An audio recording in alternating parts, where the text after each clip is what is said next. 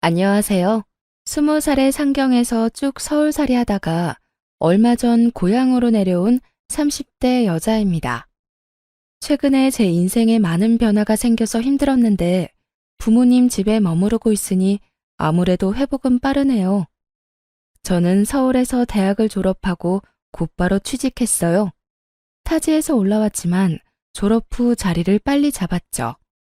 그래서인지 쭉 서울에서 살 줄 알았어요.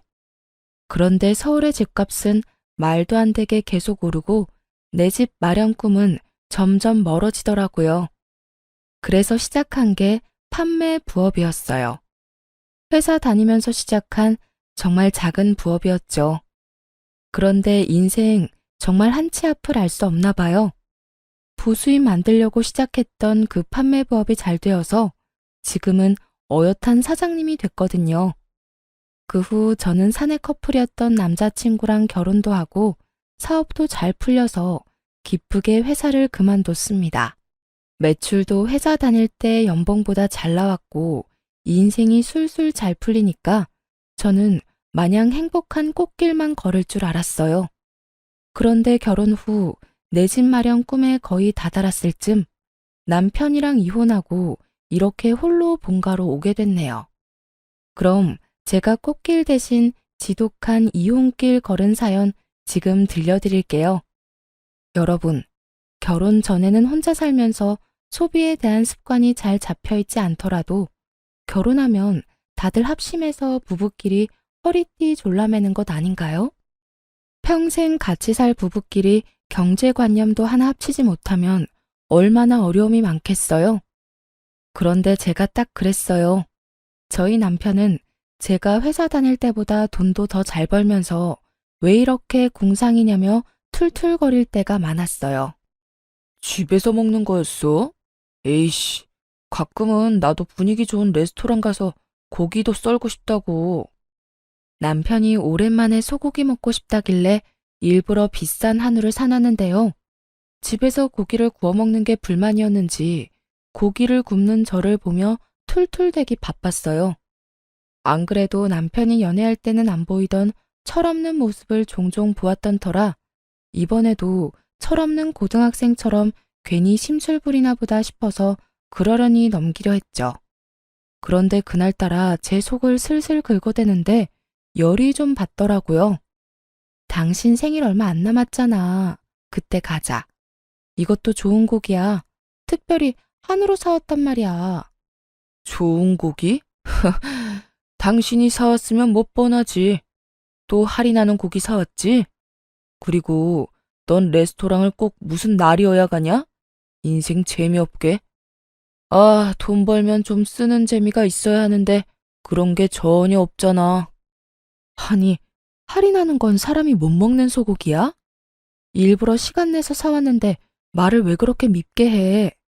우리 부자 아니고 그냥 평범한 서민이잖아. 당연히 레스토랑은 무슨 날이어야 가는 게 맞지. 그리고 재미가 없긴 뭐가 없냐? 통장에 잔고가 느는 재미가 있잖아. 난 잔고 보면 재밌기만 하고만 뭘. 아, 당신도 얼른 우리 명의로 된 집에서 살고 싶다며. 둘이 열심히 모아야 하루빨리 집을 사지. 하여튼 말로는 이길 수 없다니까. 아니, 난 그 과정이 이렇게 지질이 궁상일 줄은 난 몰랐지. 자유롭게 돈 펑펑 쓰는 우리 형이 부럽다. 자기야, 소고기 먹고 싶대서 소고기 사온 게 뭐 그렇게 궁상이야. 아, 먹기 싫으면 먹지 마. 당신 말하는 거 보면 뭐 어디가 예쁘다고 소고기를 사왔는지 모르겠어. 그냥 돼지고기나 닭고기 사올 걸 그랬다. 뭘 또 그렇게까지 화를 내. 아, 미안해. 내가 잘못했어. 당신도 참, 그냥 남편이 푸념 조금 한 거 가지고. 남편은 제가 고기를 구우면 막상 맛있게 잘 먹을 거면서 그렇게 꼭 눈치 없는 밉상처럼 한마디씩 흘리더라고요. 아니, 저희 부부가 먹는 양이 적은 것도 아니고 레스토랑 가서 스테이크 먹으면 20만 원은 거뜬히 나오거든요. 저도 나름 감성적인 여잔데 그런 분위기 왜 안 좋아하겠어요? 하지만 저는 분위기 따지며 큰돈 쓸 바에는 집에서 한우 10만 원치 먹는 게 낫다고 생각했거든요. 그리고 분위기만 따지는 소비는 내가 원하는 내 집 마련 시기를 점점 늦추기만 할 뿐이잖아요. 뭐 남편도 언행 불일치이긴 했어도 저와 같은 꿈을 꾸고는 있었어요. 아무래도 혼자 집을 마련하기는 좀 힘들어도 둘은 좀 낫잖아요. 이제 인생의 큰 숙제인 결혼도 했으니 얼른 돈 모아서 집도 사고 무엇보다 자기 형만큼 잘 살고 싶다는 욕심이 큰 사람이었어요. 하지만 돈 모으는 과정이 폼나는 게 아니라는 걸 저희 남편은 인정하고 싶지 않은 눈치였죠.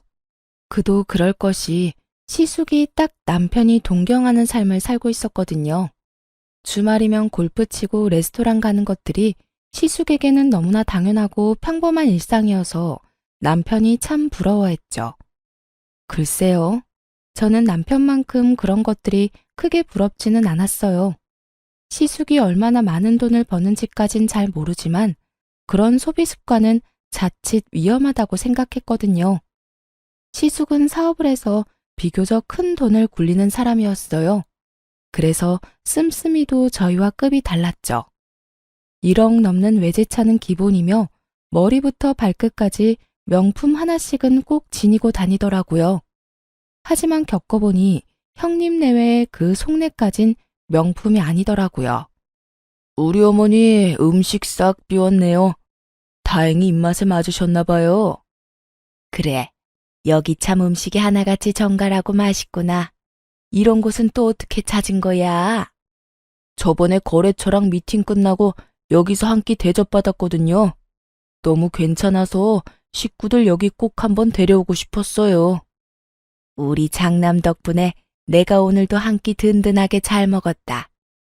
허허허, 식구들 다 나 아니면 누가 챙겨요? 제가 잘 대접해야죠. 근데 말이다. 둘째 너희들은 우리 장남한테 이렇게 얻어먹고 항상 잘 먹었다는 인사는 제대로 하고 있는 거냐? 이놈아, 형이 아무리 돈을 잘 번다지만 가끔씩은 너희가 살 때도 있어야지. 남편에게 그런 말을 하면서 꼭 제게 눈을 흘기는 시모였죠. 제가 시댁에 돈 쓰지 말라고 남편 잡은 것도 아닌데 말이죠.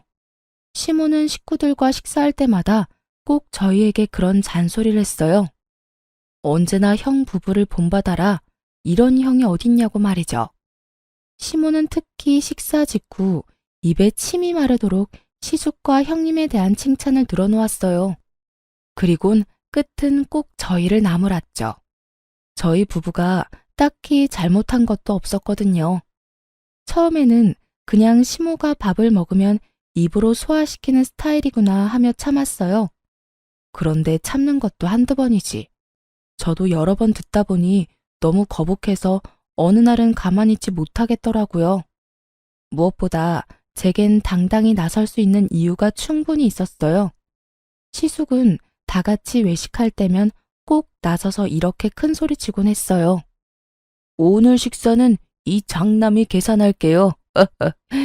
난 정말 우리 가족들 입에 들어가는 건 하나도 아깝지 않아.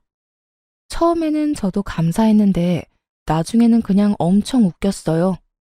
자기가 식사 계산한다고 온갖 생색내며 계산하더니 막상 집 가면 남편한테 식사값의 반을 입금하라고 연락이 왔거든요. 저도 이 사실을 나중에서야 알았어요. 남편은 평소에 눈치 없이 제 속을 잘만 긁으면서 어쩜 자기 식구들 앞에서는 한마디도 못하는 거예요. 참 못났죠? 아니, 이번 식사는 진짜 아주버님이 사는 거 아니었어?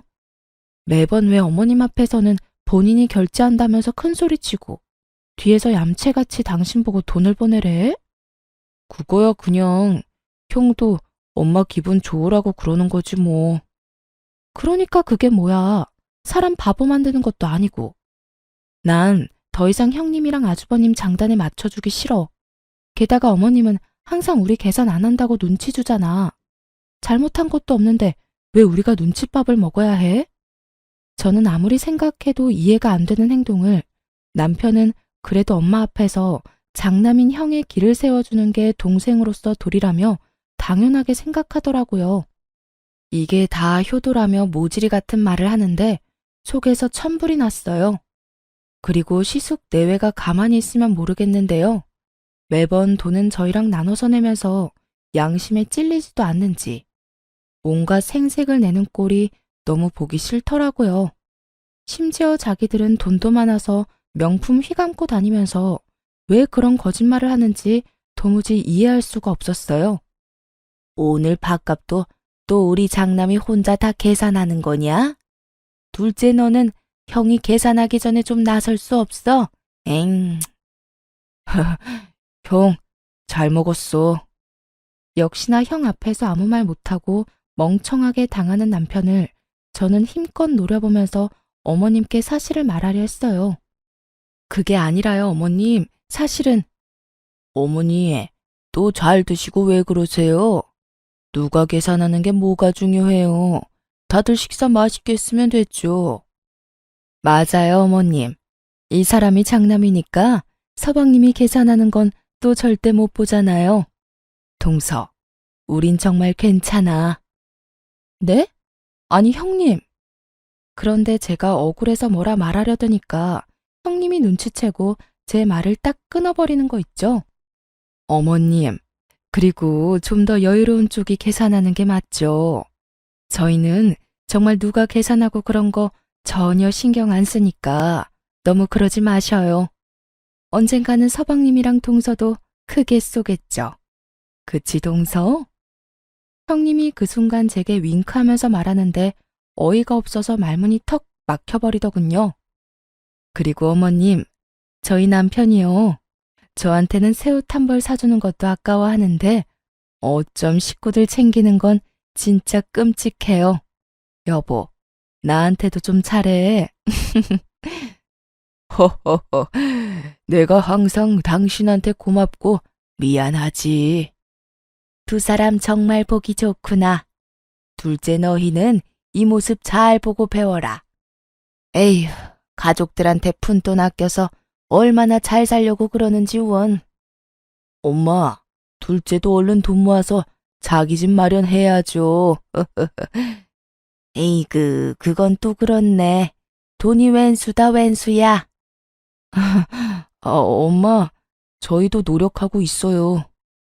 시모에게 대놓고 안 좋은 말을 듣는데도 아무 변명 없이 너털웃음 짓는 남편을 보고 저는 결심했네요. 얄미운 아주버님과 형님을 그날은 꼭 한 방 먹이기로요. 어머, 그런데 형님, 이건 또 못 보던 가방이네요. 아, 얼마 전에 아주버님 출장 갔다가 사왔다는 그 구하기 어렵다는 땡땡 명품백 맞죠? 응? 무슨 소리야, 동서. 에이, 좋은 가방 들고 계신데 티를 안 낼 수가 없죠. 그리고 저번에 전화로 말해주셨잖아요. 얼마 전에 연예인이 메고 나와서 구하기가 하늘의 별 따기라던 가방이 이거 맞죠? 아주버님 참 능력도 좋으시네요. 이 비싼 가방을 형님한테는 턱턱 사다 주시고 전화로 들었던 것보다 실물이 더 예쁘네요. 평소에 제가 궁금해하지도 않는데도 그렇게 전화를 해서는 선물 하나 받을 때마다 그렇게 자랑질을 해댔거든요. 보통 시숙이 출장 가서 사온 선물들은 다 비싼 명품이었으니까요. 그러니 오만 곳에 자랑하고 싶어서 입이 얼마나 근질거렸겠어요. 그리고 제가 평소 검소하게 다니고 명품도 들지 않으니까 신난 형님은 은근히 염장을 지르며 저를 무시했었거든요. 그래서 시모 앞에서도 그 명품 자랑질을 어디 마음껏 해보라고 제가 판을 깔아줬죠. 시숙 역시나 제 말에 많이 당황한 듯 보였어요. 형님은 곤란한 얼굴로 누나를 요리조리 굴려댔어요. 시숙 눈치 한번 봤다가 다시 시모 눈치 봤다가 아주 바빴죠. 에이, 동서, 무슨 소리야. 저 가방 얼마 안 해. 아, 역시 아주버님한테는 국산차 한 대 값이 그렇게 큰 돈은 아닌가 봐요. 저는 무서워서 남편이 그런 비싼 가방 사준다 해도 싫다고 거절했을 거예요. 뭐?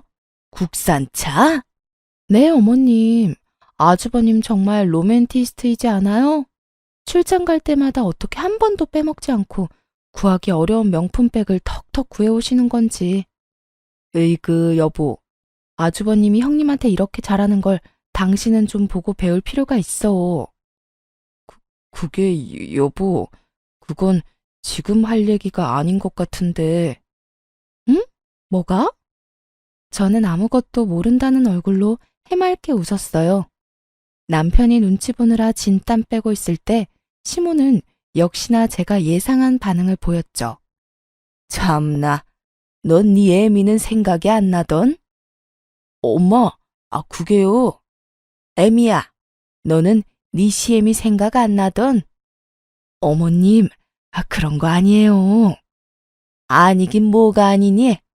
너네 지금 늙은이는 명품이고 뭐고 그냥 돼지처럼 배만 불리면 된다 그거지? 난 뭐 먹을 줄만 알아? 좋은 가방은 나도 들 수 있는데 너넨 어쩜 내 속을 몰라주니? 무슨 그런 말씀을 하세요. 어머님, 그런 거 아니에요. 아니긴 뭐가 아니요? 그러게. 당신은 뭐하러 가방 자랑을 했어? 사실 짝퉁이잖아, 그거. 그래. 엄마, 저 가방 얼마 안 해요. 그렇지. 짝퉁인데 내가 너무 오버했네. 맞아요, 어머님. 이거 가방 짝퉁이에요. 짝퉁은 무슨? 아니 정말 너희 나를 호구로 보는 거니? 명품 모르는 내가 봐도 딱 알겠다. 엄청 비싼 가방이란 걸. 그리고 저는 마지막으로 결정타까지 날렸답니다. 어머, 어머님, 제가 괜한 말을 했나 봐요. 죄송해서 어쩌죠? 그럼 오늘은 저희가 계산하고 저희는 이만 일어날게요. 매번 반반 계산해서 마음이 많이 쓰였거든요. 뭐? 아니 이건 또 무슨 소리야? 반반? 네? 그게요. 그동안 아주버님이 계산하면 저희가 항상 식사값 절반은 따로 입금해 드렸거든요.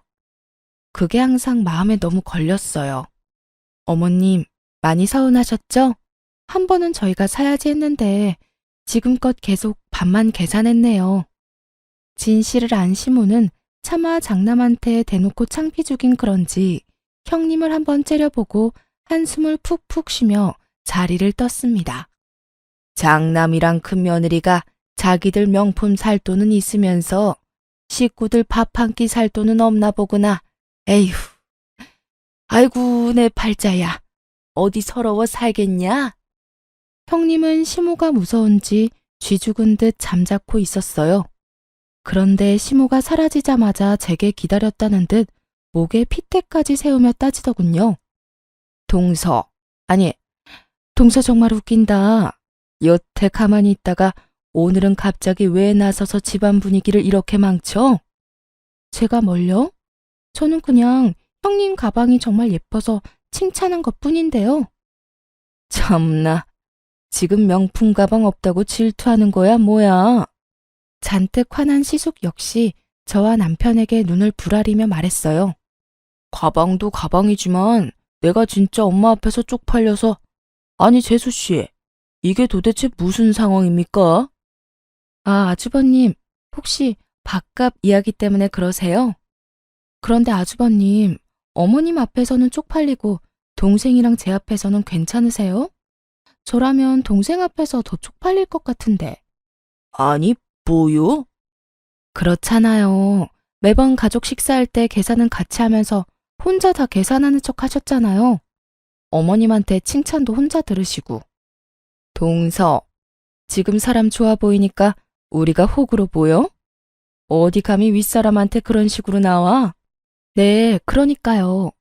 저도 가만히 있으면 계속 호구될 것 같아서 그랬어요. 어머님이랑 식사할 때 매번 저희도 같이 돈 내는데 왜 어머님한테 안 좋은 소리만 들어야 하는지 이해가 안 갔거든요. 어머님이 저희 부부 나무라실 때 한 번이라도 그런 거 아니라고 아주버님이나 형님이 나서서 말해준 적 있나요? 아무튼 오늘이라도 오해를 풀어서 너무 다행이네요. 흥분해서 발음이 다 꼬이는 시숙과 형님과 달리 저는 똑부러지게 흥분하지 않고 조용히 사실만 전달했어요. 그러자 시숙과 형님은 아무런 말을 잊지 못하고 붉어진 얼굴로 부들부들 대더라고요. 아무리 생각해봐도 없죠? 어머님 옆에서 저희 나무라는 거 더 거두시느라 바빴으니까요. 그렇게 둘은 바삐 자리를 떴어요. 오늘따라 왜 이렇게 요란 법석이냐며 헛기침을 하면서 사라지더군요. 그때까지 바보 같은 남편은 제 눈치만 봤어요. 괜찮아? 자기 진짜 멋지다. 우리 형한테 한마디도 안 지고 할 말 다 하는 모습 대단해. 으유, 그게 남편이 할 말이야? 너만 믿고 결혼한 내가 바보 천치다. 아무리 가족 사이라도 분명히 할 건 해야지. 앞으로 말이야, 이런 일 또 생겼는데 가만히 호구처럼 앉아있기만 해봐. 아주 그땐 그냥은 안 넘어가. 알았지? 뭐 가만히 있으면 이혼이라도 하게? 장난 아니야. 진짜 내 말 새겨들어? 당신이 중심을 잘 잡아야지. 알겠습니다. 앞으로는 잘하겠습니다. 아내 말을 새겨 듣겠습니다. 충성! 저는 그 이후로 시숙이 생색내는 꼴 안 봐서 속이 엄청 시원했어요. 시모도 더 이상 저희에게 시숙 본받으라는 잔소리를 하지 않았죠. 무엇보다 형님의 명품 자랑하는 전화가 뚝 끊겨서 너무 좋았고요. 그런데 그 사건 이후 가끔씩 보이는 남편 반응이 너무 웃기더라고요.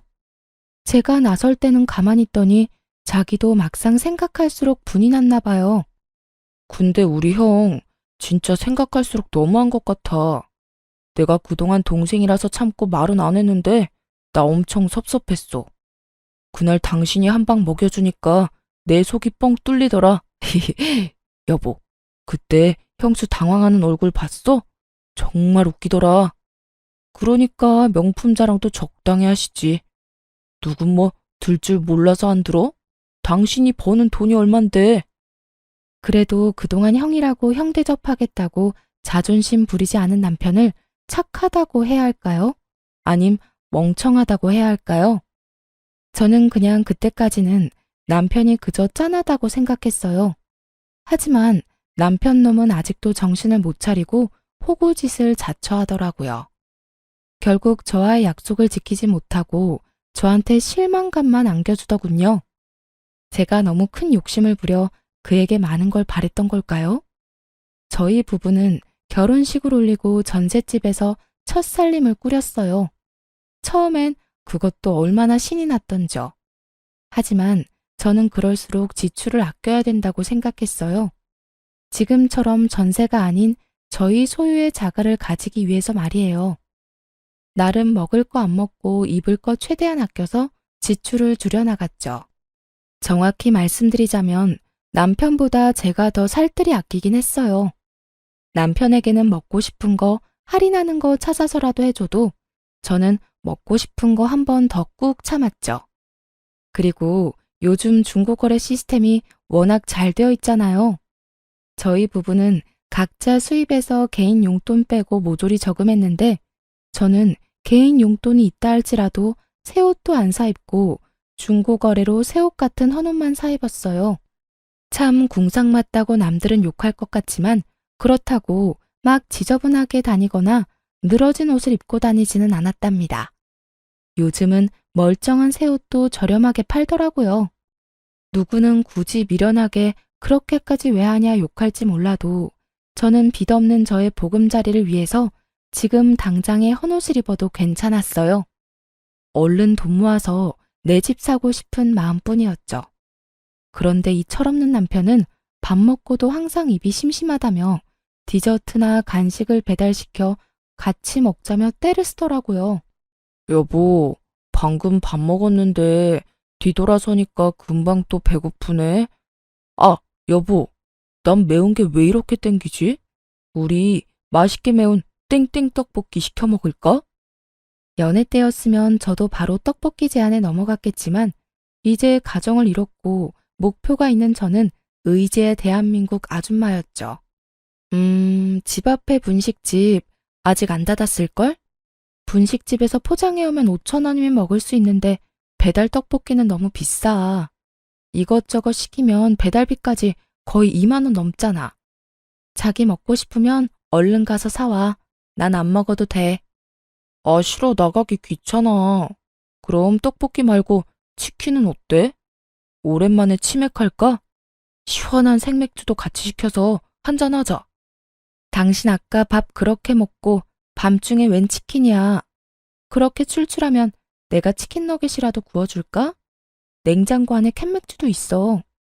남편이 배달 음식으로 유혹할 때마다 저는 배달 어플 대신 냉장고랑 식량 창고를 열심히 뒤져서 남편에게 먹을 거리를 찾아줬어요.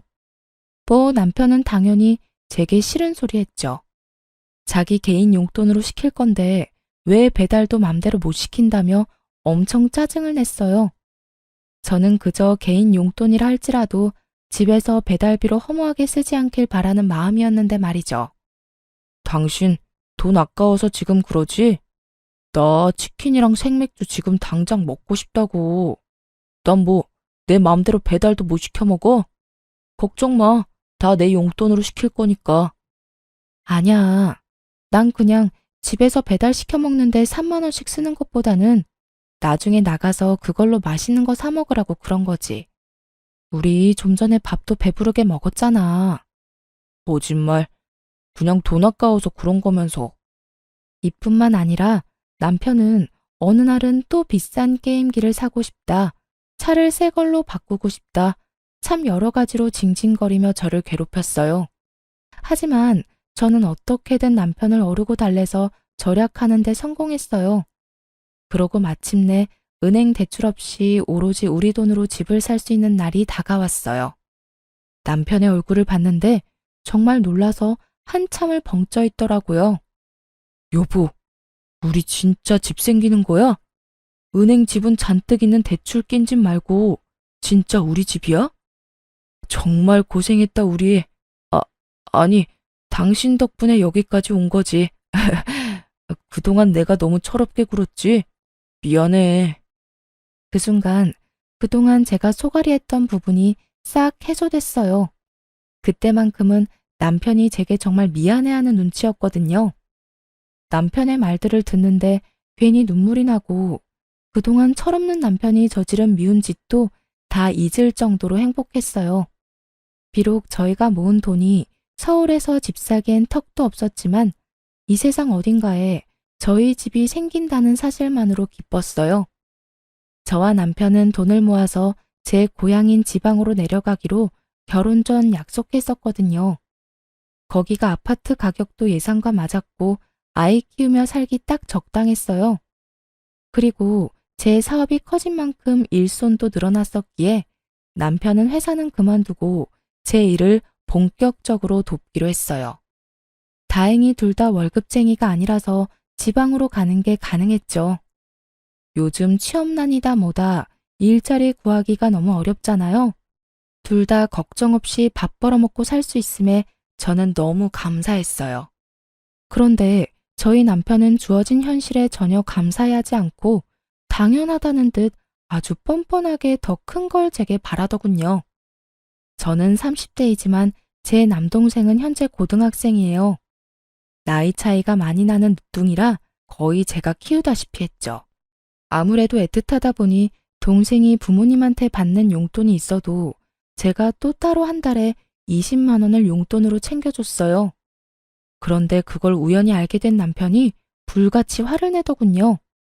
사실 제가 결혼 전부터 동생 용돈을 챙겨왔던 거라 부부가 된 후 미리 언지를 못 줘서 서운할 수 있겠다 싶었어요. 하지만 과하게 화를 내는 남편 때문에 또 마음이 확 상하더군요. 나는 게임하는 거 고작 몇만 원도 못 쓰게 하더니 자기 동생한테는 20만 원? 장난해? 당신은 동생만 중요하지? 아니, 고작 몇만 원 아니고 게임으로 결제한 거 몇십이었잖아. 심지어 한 번도 아니고 매달 결제하잖아. 게임에 쓰는 돈 좀 자제해달라고 한 게 그렇게 잘못이야? 내가 미리 동생 용돈 챙겨주는 거 말 못해서 미안해. 미안하긴 한데 이게 당신이 이렇게까지 화낼 일인가 싶어.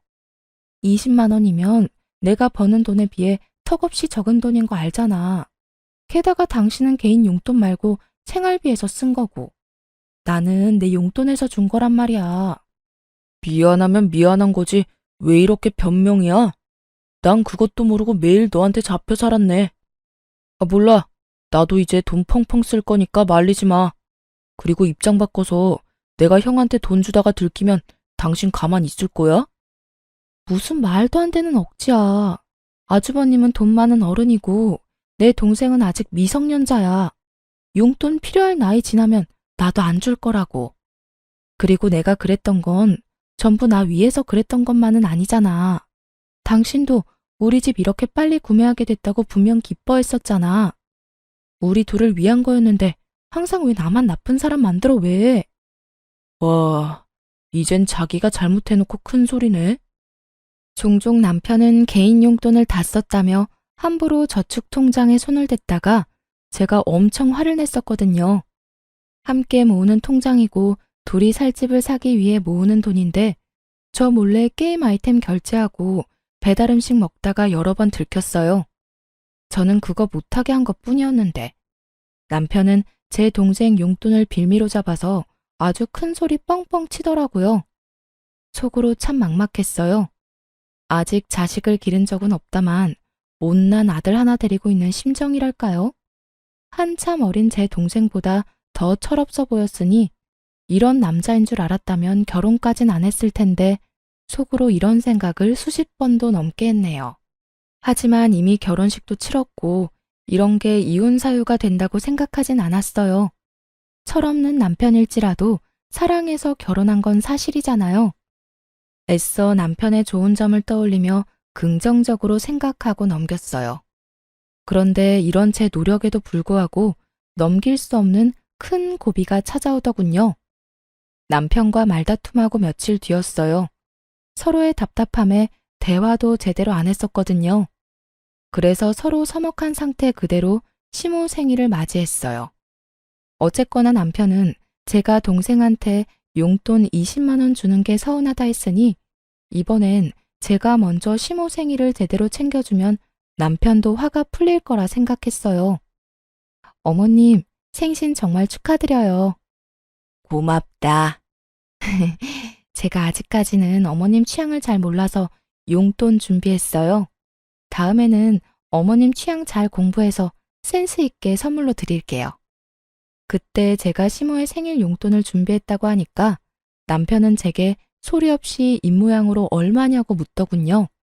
저도 마찬가지로 입모양으로 100이라고 말하자 남편은 뭔가 마음에 안 든다는 듯 아리송한 표정을 지었어요. 식사 끝나고 저랑 같이 백화점 가요, 어머님. 제가 가서 마음에 드는 가방 하나 사드릴게요. 용돈도 모자라서 가방? 어머, 둘째가 무슨 일이냐? 무슨 좋은 일이라도 생겼어? 요즘 사업 잘 풀리나 봐. 그래, 일이 안 되기만 하면 재미없지. 그래, 아무쪼록 잘 풀려서 다행이다. 네? 저 사업은 잘 안 된 적은 한 번도 없었는데. 이상하게도 제 사업은 언제나 잘 풀리고 있었는데 항상 시댁 사람들은 은근히 걱정하는 말투로 저를 무시하더라고요. 솔직히 제가 시댁에서 특별히 돈 아낀 적도 없었거든요. 남편이 뒤에서 뭐라 말이라도 전한 건지 알 수 없었죠. 아님 제가 형님처럼 명품을 빼입지 않아서 무시당한 거였을까요? 아무튼 가방 이야기에 시모가 밝게 웃자 남편도 그제서야 만족한다는 얼굴이었어요. 그런데 제게 그럴 필요 없다며 시숙이 짠 하고 명품 가방을 꺼내드는 거예요. 가방은 이미 큰아들이 준비했지요. 엄마, 생신 축하드려요. 그동안 아버지 없이 저희 키우느라 고생 많으셨어요. 애구머니나, 언제 이런 걸 준비했냐? 이러지 않아도 되는데. 어머님, 얼른 받아주세요. 동서, 그런 건 우리가 할게. 동서 사업한다 해도 뭐 얼마나 남는다고 그래? 네? 아니, 주머니 사정은 우리가 더 넉넉하잖아. 어머님, 생신 정말로 축하드려요. 어머님한테 딱 어울리는 명품 찾느라 저희 얼마나 뛰어다녔는지 몰라요. 형님은 아니나 다를까 그날도 제게 재수없게 꼽을 주더라고요. 시어머니 옆에 딱 붙어선 명품 중에 명품을 사왔다고 온갖 생색을 냈어요. 시숙은 그 옆에서 무게를 한껏 잡고 서 있는데 참 어울리는 한 쌍이다 싶었네요. 돈 주고도 못 구하는 귀한 품번의 가방이라며 형님이 요란을 떨어댔지만 가방을 받고 좋아하는 시모를 보니까 기분이 크게 나쁘진 않았어요. 평소 용돈을 좋아하셔서 고민 없이 현금부터 준비했는데 차라리 묻지 않고 깜짝 선물을 사드릴 걸 그랬나 살짝 후회도 됐어요. 그런데 시모가 신나서 드는 명품 가방을 자세히 보니 어딘가 이상해 보였어요. 명품 안 쓰는 제가 봐도 A급도 안 되는 짝퉁으로 보였거든요. 보증서도 안 보이고 쇼핑백도 새 것처럼 안 보이더군요. 나이 든 시어머니가 눈도 어둡고 평소에 명품 쓴 적도 받아본 적도 없으니 제대로 알 리가 있나요? 저렇게 펄쩍 뛰며 좋아하시는데 차마 나서서 사실을 밝힐 수도 없고 괜히 형님만 조용히 노려봤네요. 차라리 제가 용돈 드리지 말고 그 돈까지 보태서 짝퉁 말고 더 좋은 가방이나 지갑 사드릴 걸 그랬나 후회가 되더라고요. 아무것도 모르고 짝퉁을 받고 기뻐하는 시모를 보며 속으로 참 짠하다고 생각하고 있었는데 이번엔 시모가 무슨 일인지 제 돈봉투를 웃으며 거절하는 거 있죠? 둘째 아가, 용돈은 됐다. 오늘은 그저 네 마음만 받으마. 시모가 그럴 리가 없는데 예상치 못한 반응이 나오자 당황스러워서 오히려 제가 뭘 크게 실수했나 싶었어요. 생일인데 현금만 딸랑 준비한 게 서운해서 그런가 싶었는데 아주 시모가 하는 뒷말이 너무나 충격적이었어요. 짠한 감정은 순식간에 저 멀리 사라졌거든요. 아, 너네가 장남 사업 자금 보태기로 했다며? 근데 내가 어떻게 염치 없이 용돈을 받겠니? 둘째야, 참 잘 결정했다. 아가, 너도 사업하니까 잘 알겠지? 가족사이긴 하지만 이것도 투자라고 생각해. 우리 장남이 원금보다 분명 배로 돌려줄 거야.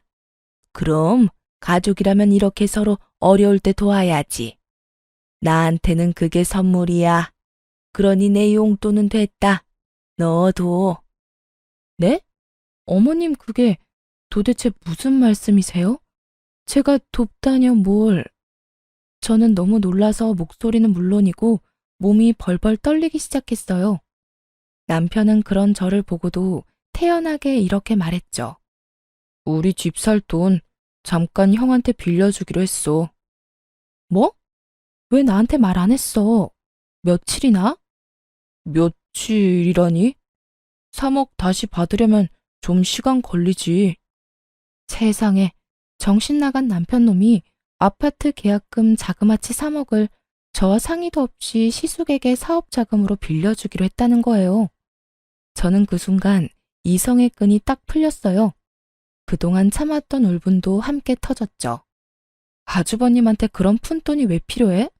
아주버님, 돈 많은 거 아니셨어요? 형님 입이 있으시면 말을 해보세요. 아까 저보고 여유 있다고 하셨잖아요. 그렇게 은근히 저 무시할 때는 언제고 갑자기 집 살 돈을 빌려달라고요? 다시 갚을 능력은 되시고요. 야, 우리 형이 우리 돈 떼먹었어? 왜 이렇게 막말이야? 그리고 넌 네 동생 달에 20만 원씩 용돈 주면서 이건 또 용납이 안 돼? 심지어 우리 형은 네 동생처럼 날름 돈만 받는 게 아니라 빌리는 거라고. 나중에 이자 쳐서 다 갚을 건데 뭐가 문제야? 그거랑 이거랑 같아? 미쳤어 당신? 그동안 우리가 이 집 사려고 얼마나 고생했는데 주말마다 골프 치러 가는 당신 형이 뭐가 아쉬워서 우리한테 3억을 빌려? 은행한테 빌리라 해. 참나, 뭐가 어째? 가만 듣다 보니까 기가 막혀서 넌 네 동생 뒷바라지를 결혼해서도 하고 있었냐? 그게 무슨 못 배워먹은 행동이냐? 넌 이제 엄연히 우리 집 식구다. 어디 친정 식구만 뒤에서 몰래 챙기려고? 그리고 올랑 3억 가지고 어디 유세야? 넌 시댁이 우습냐? 어머님, 3억이에요. 그게 비교가 되나요? 그리고 결혼했다 해도 친정이 남이 되는 게 아니잖아요. 네, 우스워요. 너무너무 우습네요. 무엇이라? 시모는 그 자리에서 저를 잡아먹을 듯이 달려들어 호통을 치더군요. 여러분, 20만 원이랑 3억이 같은 선상에서 비교할 게 되나요? 아무리 빌려준다지만 최소한 저랑 상의는 했어야 하잖아요. 당연히 그 3억에는 남편보다 제가 더 지분이 많았고요. 무엇보다 남편이 저와는 아무런 상의 없이 집값을 시댁에 홀랑 다 넘겨줄 계획을 하고 있었다는 게 너무 소름 끼쳤어요. 당신한테 미리 말 못한 건 내가 미안해. 근데 집에 가서 따로 이야기하면 되는 걸 이런 날 꼭 여기서 이런 식으로 싸워야 직성이 풀려? 그리고 막말로 내가 진작 털어놨어도 당신이 쉽게 허락했겠냐고. 설마, 아니지? 그래, 아파트 잔금 안 넣었어. 설마 했는데 시모 생일이 아파트 잔금 치르는 날짜였거든요. 여태 안 치르고 이놈이 그걸 시숙에게 넘겨줄 생각을 하고 있었더라고요. 정말 미쳤어, 당신. 그동안 미운 짓 해도 나쁜 짓은 안 해서 참았어. 근데 이렇게 내 뒤통수를 쳐? 제가 참다 못해 소리를 지르자 시모가 좋은 날 분위기 망치지 말라며 오히려 큰 소리를 치는데 하는 말이 참 가관이었어요. 참나, 우리 집에 들어와서 다시 열심히 모으면 그깟 지방 아파트 한 채는 금방 산다. 뭘 3억에 그렇게 발발 떨고 난리야? 역시 너는 그릇이 너무 작다. 그러니까 사업에 동 발전이 없는 거야. 우리 장남처럼 배포가 커야지. 그리고 이참에 너 부족한 살림도 나한테 배우고 얼마나 좋은 경험이야? 그런 와중에도 형님은 시모 뒤에 숨어서 아무 말 안 하고 새침하게 있더군요. 시숙도 헛기침을 하며 사과나 부탁의 말 없이 통보하듯 금방 쓰고 돌려주겠다 말했어요. 상식이 안 통하는 시댁 식구들과 정말 답이 없는 남편을 보니 저는 이쯤에서 결혼 생활 마무리해야겠다 싶었어요. 그동안 사치 부리고 돈도 물쓰듯 함부로 쓰는 걸 두 눈으로 다 봤는데 제가 뭘 믿고 피 같은 돈을 맡기겠어요? 그리고 제가 왜 멀쩡한 제 집 두고 시댁에 들어가 시집살이를 해야 되는지. 더 이상 볼 것도 없던 저는 그 자리에서 일어나 곧장 남편 싸대기를 날리며 선언했네요. 이혼해. 징글징글하다 아주. 너도 너네 식구들도 하나같이 다 꼴도 보기 싫어. 아무짝에도 쓸모없는 당신 아들 더 이상 필요 없으니 반품합니다. 얼른 데리고 가세요, 얼른. 불량도 이런 불량이 없지. 그 와중에 시모는 자기 아들 뺨 맞은 것만 눈에 보이는지 아주 개거품을 물더라고요.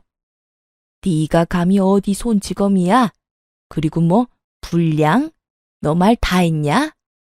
네, 불량은 물론이고 절대 못 고쳤어요. 저 그동안 이 철없는 자식 데리고 사느라 너무 힘들었거든요. 뺨 한 대 정도는 양반 아닌가요? 더 날리고 싶은 거 겨우 참은 거예요. 그러니까 이제 어머님이 이놈 다시 데려가서 마저 키우세요. 툭하면 애처럼 구는데 아직 덜 자란 것 같거든요. 아님 원래 저런 정신 수준일지도 모르겠네요. 그리고 꼴랑 3억, 그깟 3억 정 보태고 싶으면 어머님 집 팔아서 보태주시면 되겠네요. 저는 여기 그 누구한테도 제 돈 한 푼 줄 생각 없어요. 여보, 너 진짜 왜 그래? 정신 차려. 너무 흥분했어. 그만해. 진정하고 집 가서 이야기해. 너야말로 정신 못 차렸니? 아직도 상황 파악이 안 돼? 네 형한테 투자하고 싶으면 이혼하고 네 돈으로 해, 이 자식아. 남편은 지금껏 뭘 믿고 그렇게 나댔던 건지 저의 단호한 이혼 선언에 동공이 마구 흔들리며 깨갱하더군요. 내가 잘못했어. 우리 일단 집 가서 둘이 이야기해, 응? 남편은 이런 반응은 예상을 못했던 건지 갑자기 잘못했다고 싹싹 빌기까지 하더라고요. 그런데 더 어이가 없는 건 남편 옆에 서 있던 시숙 부부가 하나도 잘못한 거 없다며 얼른 일어나라며 호통치는 모습이었죠. 자기들이 꼭 피해자인 것처럼 행동하는 꼬라지를 보고 있자니 너무너무 약이 올랐거든요. 그래서 혼자 삼키려던 말도 참지 않고 시원하게 내뱉어줬어요.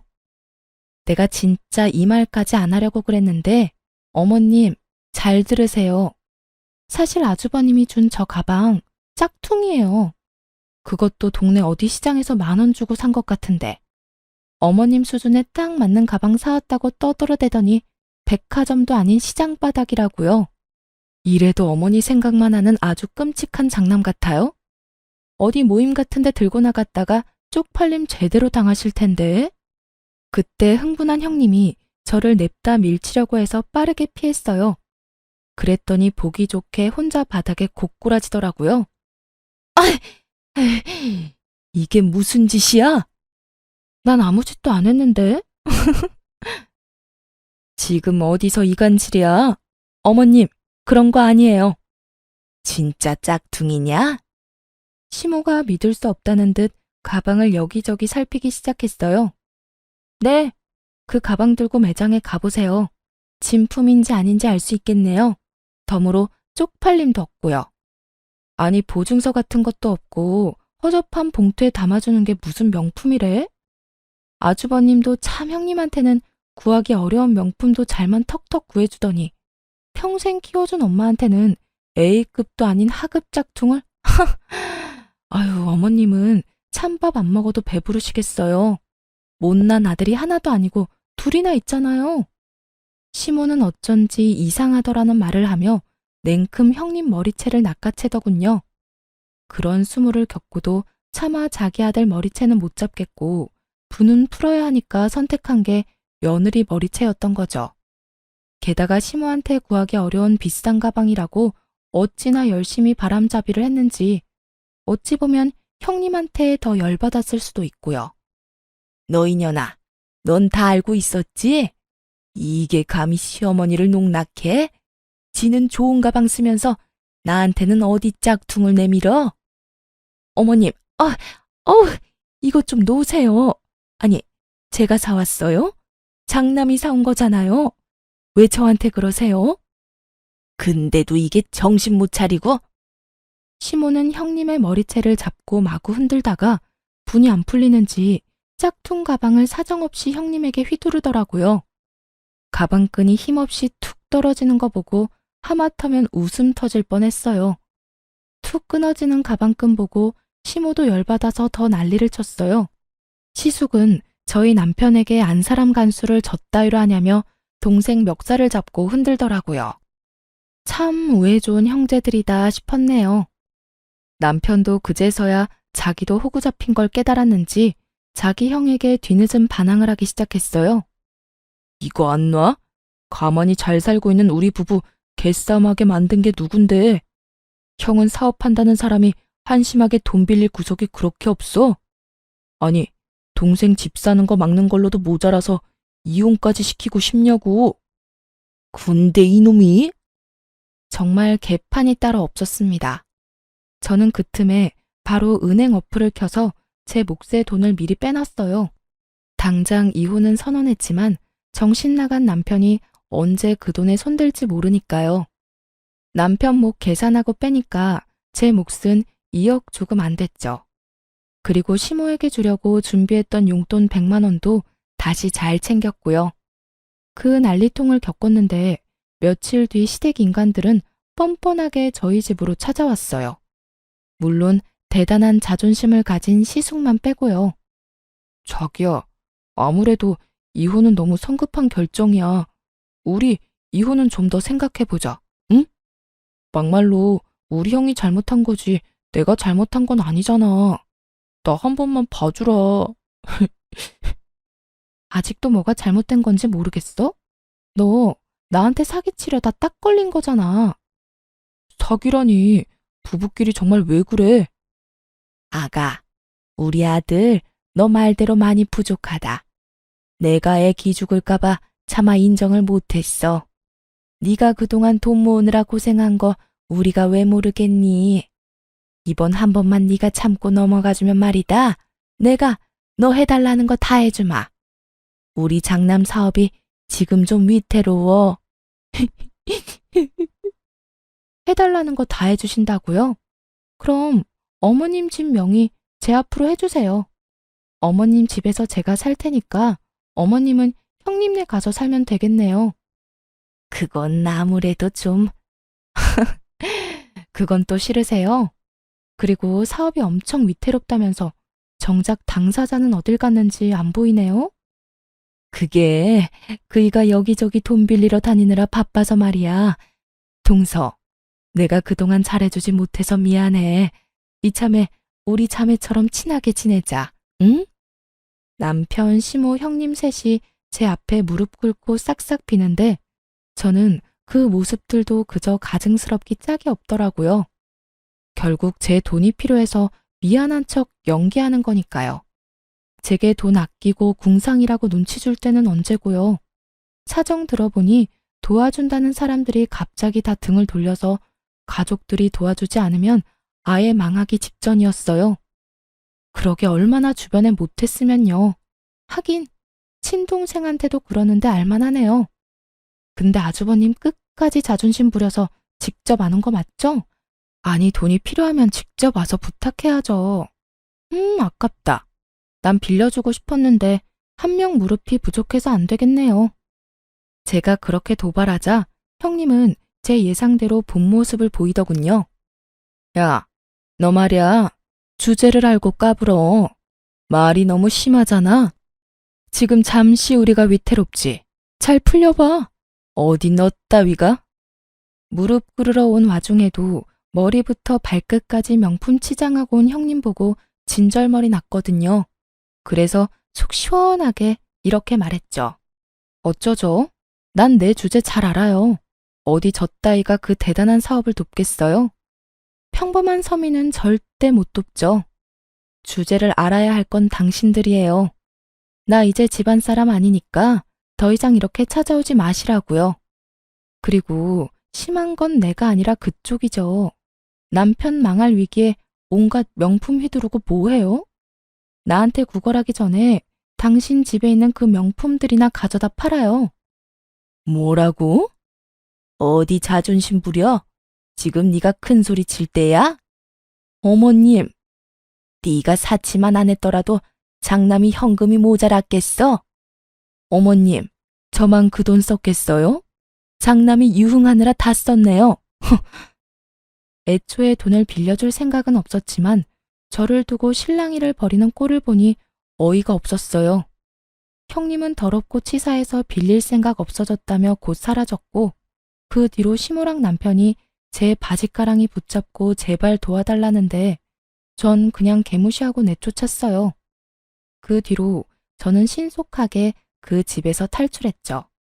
금전적인 거래가 오가지 않은 시점이라 물증만 있어서 소송은 안 하고 그냥 남편과 빠르게 협의 이혼했어요. 금전적인 거래가 있지 않아서 오히려 다행이었죠. 저는 전 남편이 감옥에 가는 것보다 제 피 같은 돈 못 돌려받는 게 더 무서웠으니까요. 시댁 근황은 굳이 알고 싶지 않았는데 소문이 들려오더군요. 전 시숙은 결국 사업 다 말아먹고 이혼 소송 중이라 들었어요. 형님이랑 시숙 그 나물의 그 밥이라고 잘 살지 왜 이혼하나 싶었죠. 한때 형님이었던 그 여자는 어이없게도 남편이 어려워지니까 아주 바로 이혼하자 하고 서류부터 들고 왔다네요. 그 모습에 시숙도 눈이 돌아서 절대 그냥 이혼 못 해준다고 했대요. 자기 와이프가 그동안 사치 부린 걸로 유책 삼아서 소송 걸었다고 하더라고요. 그 모자라고 못된 여자가 그 와중에 자기가 모았던 명품은 온전히 자기 거라며 울며 불며 소유권까지 주장했다고 하고요.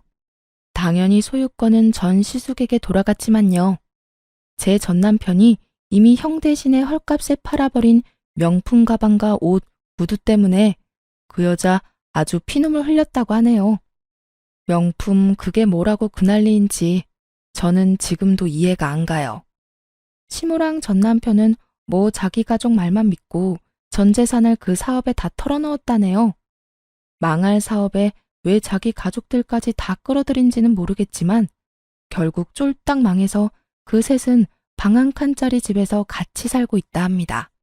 형 취급, 장남 취급은 물론이고 인간 취급까지 못 받으며 돌려막지 못한 투자금 갚기가 힘들어 일용직을 전전하고 있는 것 같더라고요.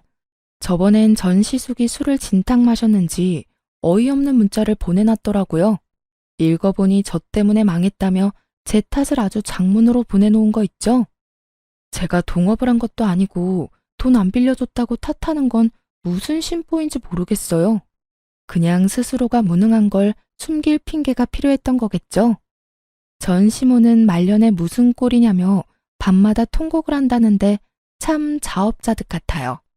전 남편은 그렇게 이혼했는데 종종 제게 잘 지내냐고 연락이 오더군요. 지능이 낮은 건지 뻔뻔하게 잘 지내냐고 문자 와서 차단했어요. 저는 원래 계획대로 고향에 내려와서 잘 살고 있어요.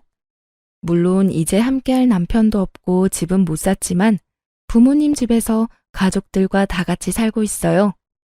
부모님한테 적은 돈이지만 용돈 드리면서 계속 집을 사기 위해 저축 중이에요. 솔직히 저도 사람인지라 가끔은 돈 아낀다고 허덕이는 제가 싫을 때도 당연히 있었어요. 하지만 결국 제 곁에 남는 건 돈이었네요. 혼자지만 언젠간 저도 제 예산에 맞는 좋은 집 찾겠죠? 뒤통수 맞고 나니 사람은 더 이상 못 믿겠네요. 사치 부리고 허영 가득한 그들의 최후를 보니 제가 틀리지 않았고 올바르게 살았다는 걸 실감하는 요즘이에요. 가끔 앞뒤 사정 모르고 남편 배신하고 이혼했다며 저에게 안 좋은 말들을 하는 사람들도 있는 걸로 알아요. 그들에게 이 모든 사정을 하나씩 밝힐 수도 없고 답답했는데 앞으로 제 이야기 뒤에서 하는 사람들에게 이 사연을 대신 보내주려고요. 여러분, 혹시 제가 그런 시댁에 호구 잡혀서 돈 빌려주는 게 맞았다고 생각하세요? 부디 저의 탈출을 함께 축하해 주시리라 믿어요. 그럼 지금까지 제 긴 사연을 함께 들어주셔서 감사합니다.